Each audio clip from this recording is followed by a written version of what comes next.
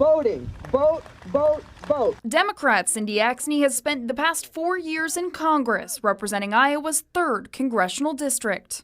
Whether it was lowering the cost of their prescription drugs or putting money in their pockets through the clean energy that we're now producing here in America, I will always make sure that I'm helping their families have more opportunity and keep money in their pockets. But we've got a lot more work to do. She says that work includes ensuring access to childcare, writing the next farm bill, and protecting voting rights and abortion access. One of the most important things that we need to get done is to codify a woman's right to make her own health care and reproductive health care decisions by making sure that we codify Roe v. Wade. Axne's held the District 3 seat for 2 terms, even though that district went to Donald Trump in the 2020 presidential election. And the only reason she won both in 2018 and 2020 in her initial and then first re-election races was that she carried Polk County, the more urbanized area of the state, by a significantly large enough margin that it overcame her deficit with the more rural counties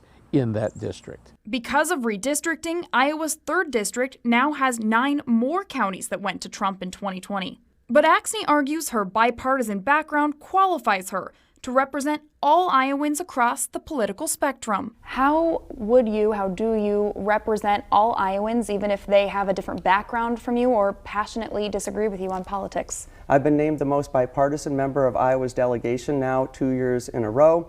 85% of the bills that I have co-sponsored have been bipartisan. The vast majority of the bills that I've brought to the table are bipartisan, and it's how you get things done. KCCI political analyst Dennis Goldford says, once again, Axne's fate will likely come down to voters in Polk County. That's what she'll sink or swim on in this particular race. Can she get Polk County Democrats to turn out for her?